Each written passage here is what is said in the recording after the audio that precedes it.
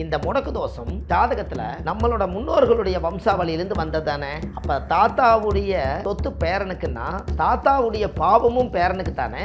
இந்த சூரியன் என்ற நட்சத்திரம் ஒரு அசுபனி நட்சத்திரமா இருக்கட்டும், ஒரு பொதுவா சொல்றேன், இந்த அசுபதி நட்சத்திரத்துக்கு இந்த முடக்கு தோஷம் சிம்ம வீடு தான் வரும். அப்ப இந்த சிம்ம லக்கணத்துல யாராவது ஒருத்தர் பிறந்திருந்தாங்கன்னா அந்த லக்கணமே அவருக்கு முடங்கி. உங்களுக்கு கல்யாணம், ஒரு குழந்தைக்கு 2 குழந்தையாய் மனைவி மக்களோட சேர்ந்து சொந்தமா தொழில் பண்ணி முடக்கு தோஷம் இருந்தா கடனாளி ஆயிடுவாங்க. ஒரு இடமாவது வாங்கலாம், வீடாவது வாங்கலாம்னா வீட்டை வாங்கினதுக்கு அப்புறம் முடங்கிடுவாங்க. இன்னைக்காவது ஒரு நாள் நம்ம நல்லா இருப்போமான்னு நினைப்பீங்க இல்லையா?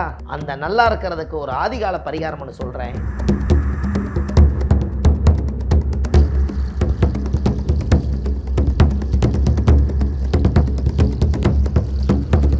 அனைவருக்கும் வணக்கம். பாரம்பரிய திருவள்ளுவர் குல வம்சம், பிரசன்ன ஜோதிடர் சுபமாரிமுத்து, திருப்பூர்லேருந்து இந்த பதிவு உங்களுக்காக. இன்றைக்கு ஒரு அற்புதமான ஒரு விஷயத்தை இன்றைக்கி நம்ம பார்க்க போகிறோம்.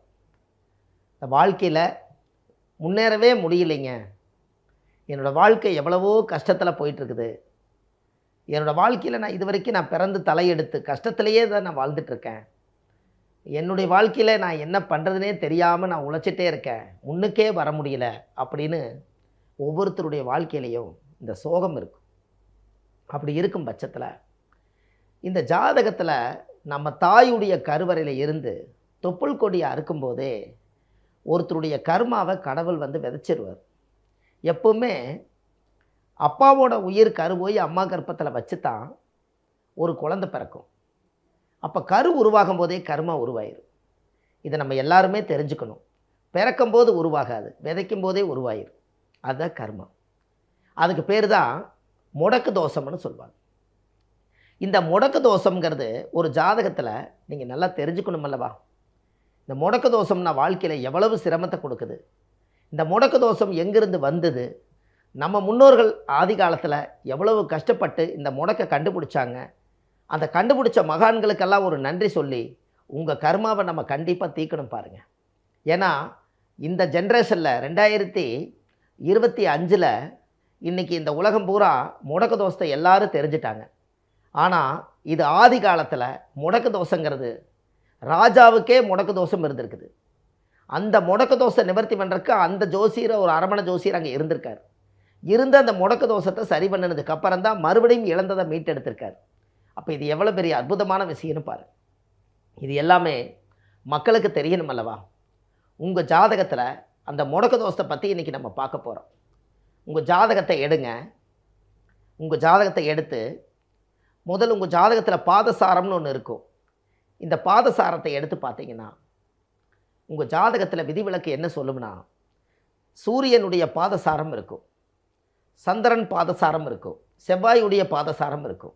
இப்படி எல்லாம் இருக்கும்போது சூரியன் நின்ற நட்சத்திரத்துக்கு தான் அந்த வீடு வந்து ராசி முடங்கி போகும். இதை கால்குலேஷன் போட்டு நம்ம சொல்லணுங்கிறது ஒரு ஜோதிட வகுப்பெடுத்தால் போதும்.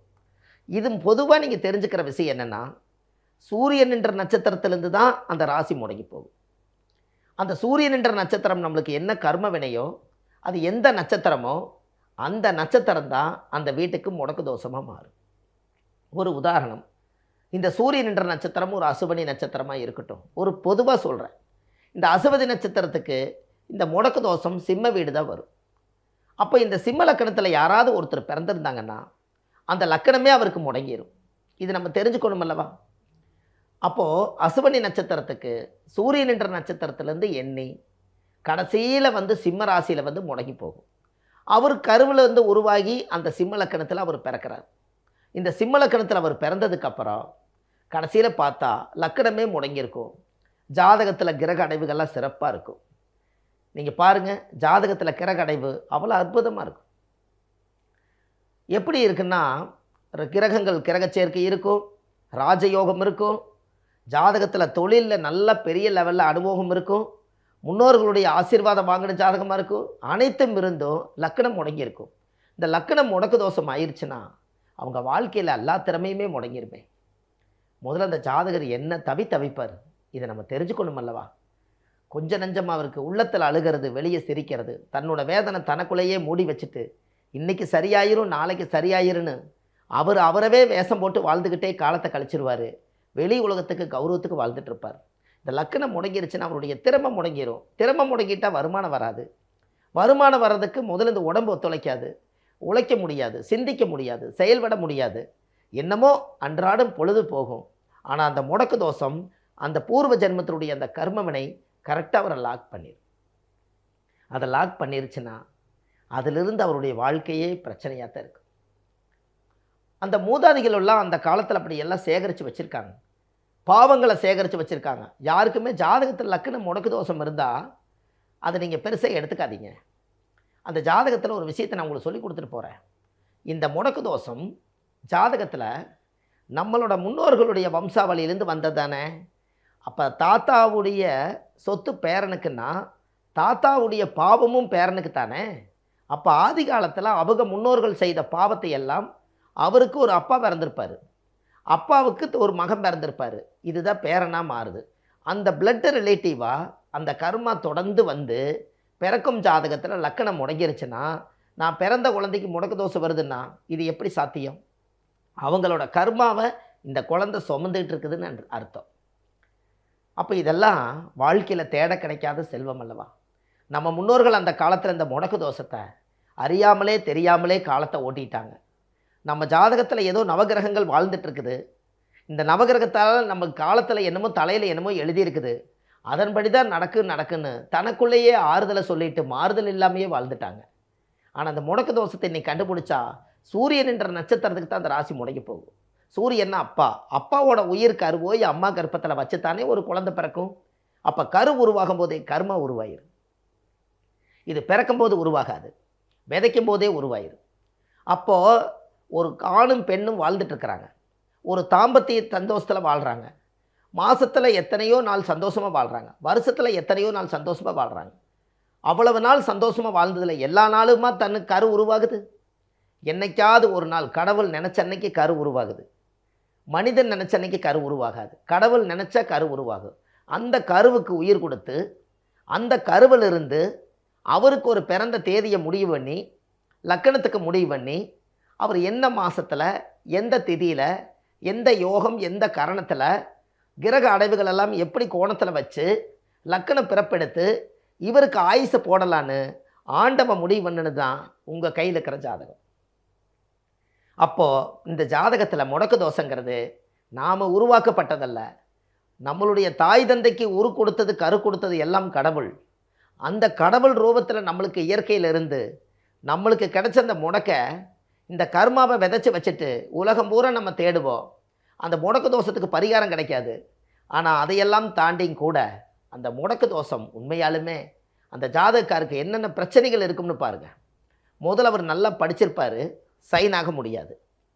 அறியாத வயசில் தெரியாமல் எல்லா விஷயங்களையும் செய்வார், எதுலேயுமே அவர் தேர்ச்சி அடைய மாட்டார். ரெண்டாவது, திருமணம் நடக்கும், திருமணம் ஆனதுக்கப்புறம் கஷ்டப்படுவார், குழந்தைகள் பிறந்ததுக்கப்புறம் கஷ்டப்படுவார், வாழ்வாதாரமே கஷ்டப்படாமல் இருக்கும். மனைவி வந்ததுக்கப்புறமா அது மாறுதல் கிடைக்குமானா லக்கணம் முடங்கிருச்சுன்னா அப்போ மாறுதல் கிடைக்காது. சரி, ஊரை விட்டு போய் வேறு ஊரில் போய் தொழில் பண்ணாலும் இந்த முடக்கு தோஷம் அங்கேயும் பிரச்சனை. அதுக்கு அடுத்தது நம்மளுக்கு கல்யாணம், ஒரு குழந்தைக்கு 2 குழந்தையாகி மனைவி மக்களோடு சேர்ந்து சொந்தமாக தொழில் பண்ணி முடக்கு தோஷம் இருந்தால் கடனாளி ஆயிடுவாங்க. ஒரு இடமாவது வாங்கலாம், வீடாவது வாங்கலான்னா வீட்டை வாங்கினதுக்கப்புறம் முடங்கிடுவாங்க. இப்போ கடைசியில் பார்த்திங்கன்னா இந்த முடக்கு தோஷத்தினால அந்த முன்னோர்களுடைய வம்சாவளியில் இருக்கக்கூடிய அந்த கர்மா நம்ம ஜாதகத்தில் எப்படி போய் லாக் ஆயிடுச்சுன்னா, நம்மளுடைய ஊழ்வினை கர்மா தோஷங்கிறது ஒன்று இருக்குது. அந்த ஊழ்வினை கர்மா தோஷம் தான் முடக்கு. அப்போ இந்த முடக்கு தோஷம் நம்மளோட வாழ்க்கையில் 12 ராசியில் யாராவது எல்லாத்துக்கும் முடக்கு தோஷம் வரும். ஆனால் ஜாதகத்தில் லக்கணம் முடங்கியிருந்தால் மட்டும்தான் இந்த ஜாதகத்துக்கு செயலிழந்து போகிறது, அந்த குடும்பத்துக்குள்ளே எத்தனையோ பிரச்சனைகளை சுமந்து வாழ்கிறது. இன்றைக்காவது ஒரு நாள் நம்ம நல்லா இருப்போமான்னு நினைப்பீங்க இல்லையா? அந்த நல்லா இருக்கிறதுக்கு ஒரு ஆதிகால பரிகாரம் ஒன்று சொல்கிறேன். இந்த லக்கணம் முடக்கு தோஷம் இருக்கிறவங்களுக்கு கண்டிப்பாக நீங்கள் ஒரு கோவிலுக்கு போயிட்டு வாங்க, அந்த முடக்கு தோசை கண்டிப்பாக நிவர்த்தி ஆகும். அது என்ன முடக்கு தோசைன்னா, மதுரையில் இன்மையிலும் நன்மை தருவார் கோவில் இருக்குது. இந்த மதுரையில் இன்மையிலும் நன்மை தருவார் கோவிலில் மோட்ச விளக்கு ஏற்றுறது அந்த கோவிலில் பாரம்பரியமான விசேஷம். எதுக்கு மோட்ச விளக்குன்னா, அந்த காலத்தில் கொள்ளி வைத்தோர், குடமுடைத்தோர், குளிமேட்டுக்கு மண்ணு தள்ளினோர், வாக்கரிசி போட்டோர், இறை எடுத்தோர், மொட்டை எடுத்தோர் அனைவருக்கு தீட்டும்பாங்க. அத்தனைக்கும் சேர்த்து அந்த ஆத்மா சாந்தி ஆகலைன்னா அந்த ஜீவனுக்கு மோட்ச விளக்கு வைக்கணும். அது எங்கே வைக்கணும்னு தெரியாது. ஆதி காலத்தில் மதுரையில் இன்மையிலும் நன்மை தருவார் கோயிலில் காலங்காலமாக மோட்ச விளக்கு ஏற்றுறாங்க. இந்த மதுரை மீனாட்சி அம்மன் கோவிலுக்கு 700 வருஷத்துக்கு மூத்ததான் மதுரையில் இன்மையிலும் நன்மை தருவார் கோயில். இத்தனை காலமாக தெரியல. நாம் இந்த சேனல்களில் நிறைய சொல்லி இன்றைக்கி அந்த கோயிலுக்கு ஒரு 1000 பேர் 2000 பேர் தினமும் போய் மோட்ச விளக்கு ஏற்றுறாங்க. அந்த கோவிலில் போய் உங்கள் ஜாதகத்தை எடுத்து கொண்டு போய் அந்த சிவலிங்கம், அந்த கடவுள்கிட்ட இன்மை நன்மை தருவார் கோவிலில் இருக்கக்கூடிய சிவலிங்கத்துக்கிட்ட பாதத்தில் வச்சு சாமிக்கு தேங்காய் பழம் பூ மாலை கல்கண்டு வச்சு அர்ச்சனை பண்ணி அந்த கோவிலில் போய் மனசார 1 மணி நேரம் உட்காந்து என்னுடைய கர்மெல்லாம் குறையணும், என் முன்னோர்கள் செய்த பாவமெல்லாம் தீரணும், என்னோடய வாழ்க்கையில் இனிமேல் நல்லா வெளிச்சத்துக்கு வரணும், எனக்கு தொழில் விருத்தியாகி, குடும்ப விருத்தியாகி, மனை விருத்தியாகி, மாங்கல்ய விருத்தியாகி, என் ஆயுள் ஆரோக்கிய ஐஸ்வர்ய விருத்தியாகி, நான் இந்த பிறப்புக்கு இந்த பூமியில் நான் பிறந்துட்டேன், எப்படியாவது இந்த சமுதாயத்தில் நான் நல்ல ஒரு மனிதனாகவும் ஒரு மாமனிதனாகவும் வாழணும்னு சொல்லி அந்த இன்மை நன்மை தருவார் கோயிலில் போய் நீங்கள் சாமி கும்பிட்டு கோவிலை ஒரு 3 முறை சுற்றி வாங்க. கொடிக்கம்பத்து கட்ட சரணாகதி அடைஞ்சு கடவுளுக்கு ஒரு நமஸ்காரம் செய்யுங்க. இது எல்லாம் பண்ணி இந்த முடக்கு தோஷத்துக்கு அந்த ஜாதக கோயிலில் போய் இன்னமும் சொல்லப்போனால் அந்த கோவிலில் வசதி இருக்கிறவங்க ஒரு சகசரநாம பூஜை பண்ணுங்கள். அந்த கோவிலில் ரொம்ப விசேஷம். அது சகசரநாம பூஜை பண்ணுறாங்க. சகசரநாம பூஜைனா சில பேர்த்துக்கு என்னன்னு தெரிய மாட்டேங்குது. அதை நீங்கள் நல்லா தெரிஞ்சுக்கணும் அல்லவா? சகசரநாம பூஜைனால் உங்களோட கஷ்டத்தை எல்லாம், உங்கள் நட்சத்திர ஜாதகத்தை எல்லாம் கொண்டு போய் சாமி பாதத்தில் வச்சு 1008 முறை மந்திரத்தை சொல்லி இன்னாருடைய குடும்பத்துக்கு நீங்கள் ஒரு அருளாசி கொடுக்கணும்னு சொல்லி 1008 முறை சகசரநாம பூஜை பண்ணி அந்த பூஜையினால் அவர் வெற்றி ஆகிறதுக்கு பேர் தான் சகசரநாம பூஜை. இதெல்லாம் பண்ணிங்க. வசதி இல்லாதவங்க தேங்காய் பழம் போதும், வெத்தலைப்பாக்கு, ஒரு கல்கண்டு, சாமிக்கு ஒரு மாலை, இதை வச்சு 3 முறை வலமுறை சுற்றி வந்து சாமிக்கு இதை அர்ச்சனை பண்ணி கும்பிட்டுட்டு உங்கள் ஜாதகத்தை ஆசீர்வாதம் வாங்கிட்டு வாங்க. வாங்கிட்டு வந்த நாளில் இருந்து அந்த கடவுள்கிட்டேருந்து உங்கள் ஜாதகம் போனதுக்கப்புறம் புது பிறவி எடுத்து இந்த பூமியில் வாழ போகிறீங்க. அதுக்கப்புறம் உங்களுடைய வாழ்க்கை எப்படி இருக்குன்னு பாருங்கள். அசுர வளர்ச்சிக்கு வந்துடுவீங்க. அப்போ தான் நீங்கள் நினைப்பீங்க, இத்தனை நாளாக இந்த முடக்கு தோஷத்துக்கு இந்த கோயில் நம்மளுக்கு தெரியலையே. இன்றைக்கி அவங்க சொன்னதுக்கப்புறம் சுபமாரிமுத்துன்னு ஒருத்தர் வந்து இந்த யூடியூப்பில் சொன்னார். அதுக்கப்புறம் இந்த கோயில் போயிட்டு வந்து இன்றைக்கி நல்லா இருக்கிறேன்னு அங்கிருந்து நீங்கள் ஒரு ஆண்மை என்னை வாழ்த்துவீங்க பாருங்கள். அதனால் நானும் நல்லா இருப்பேன். நீங்கள் போய் நல்லா இருக்கணும், அப்போ தான் நம்ம நல்லா இருப்போம். அப்போ அதை வழிகாட்டுறதுக்கு ஒரு ஜோதிடர் வேணும். அதான் பாரம்பரியம். அப்போ இது எல்லாம் தான் இந்த உலகத்தில் ரொம்ப அற்புதமான விஷயம் என்று சொல்லி இது எல்லாமே இந்த ஆதிகால பரிகார புத்தகத்தில் கொடுத்துருக்கேன். இந்த ஆதிகால பரிகார புத்தகம் இந்த கீழே போயிட்டு இருக்கிற நம்பருக்கு கால் பண்ணிங்கன்னா 2 நாளில் வீட்டுக்கே உங்களுக்கு டோர் டெலிவரி வரும். சரிங்களா? ஏன் அப்படின்னு கேட்டிங்கன்னா 1736 பரிகாரம் கொண்ட ஆதிகால பரிகார புத்தகத்தை கொடுத்துருக்கேன். A4 சைஸு பெரிய புத்தகம். இது எல்லார் வீட்லேயும் இருக்க வேண்டிய புத்தகம். ஆதிகால பரிகாரங்கள்னு கொடுத்துருக்கேன். இந்த புத்தகத்தை நீங்கள் கண்டிப்பாக வாங்கி படிங்க. நம்ம ஜோதிடம் பார்க்குறோம். சென்னையில் வடபழனியில் முருகன் கோயிலில் தெப்பக்குளம் வாசலையே நம்ம ஜோதிட அலுவலகம் இருக்குது. அங்கே கீழே போயிட்டு இருக்கிற நம்பருக்கு கால் பண்ணிங்கன்னா சனிக்கிழமை, ஞாயிற்றுக்கிழமை, திங்கக்கிழமை நம்ம ஜோதிடம் பார்க்குறோம். மற்ற தினங்கள் நம்ம திருப்பூரில் ஜோதிடம் பார்க்குறோம். இது எல்லாம் பார்த்து எல்லா மக்களுக்குமே ஒரு மனசார இந்த இன்மையிலும் நன்மை தருவார் கோயிலுக்கும், விஸ்வாமுத்திர கோயில் திருநெல்வேலி மாவட்டம் கூடங்குளம் விஜயாபதி விஸ்வாமுத்திர கோயிலுக்கும் மாதம் பௌர்ணமி அன்னைக்கு எல்லா மக்களையும் கூட்டிகிட்டு போகிறோம். நீங்கள் கீழே போயிட்டு இருக்கிற மாதிரி கால் பண்ணிங்கன்னா இந்த கோவிலுக்கு போகிற வழிமுறைகளும் இந்த யூடியூப்பில் வரக்கூடிய அந்த புத்தகம் ஆதிகால பரிகார புத்தகமும் உங்கள் வீட்டுக்கே வந்து சேரும் என்று சொல்லி பாரம்பரிய திருவள்ளுவர் குல வம்சம், அதாவது நம்மளோட வாழ்க்கையில் நீங்கள் தெரிஞ்சுக்கணும், நம்ம முன்னோர்கள் வாழ்ந்தது. நம்ம எல்லாருமே இந்த நம்பரை தேடுறாங்க. மக்கள் வந்து நம்பரை தேடுறாங்க. இந்த நம்பர் நம்மளுக்கு தெரியணும் அல்லவா? அதனால் நீங்களே டைரியில் குறித்து வச்சுக்கோங்க. என்றைக்காவது ஒரு நாள் உங்களுக்கு தெரியாத ஒரு விஷயத்துக்கு ஜாதகம் பார்க்குறக்கு ஒரு நாள் இந்த நம்பர் உங்களுக்கு உதவும் என்று சொல்லி 9655715555 9449951573 இந்த நம்பருக்கு கால் பண்ணுங்கள். இது இல்லாமல் கீழே அந்த நம்பர் இருக்கும். இது எல்லாம் மனசார வச்சுட்டு உங்கள் வாழ்க்கையில் நீங்கள் ஒரு அசுர வளர்ச்சிக்கு வருவீங்கன்னு சொல்லி பாரம்பரிய திருவள்ளுவர் குல வம்சம் பிரசன்ன ஜோதிடர் சுப மாரிமுத்து வாழ்வது ஒரு முறை வாழ்த்தட்டும் தலைமுறை. நன்றி, வணக்கம்.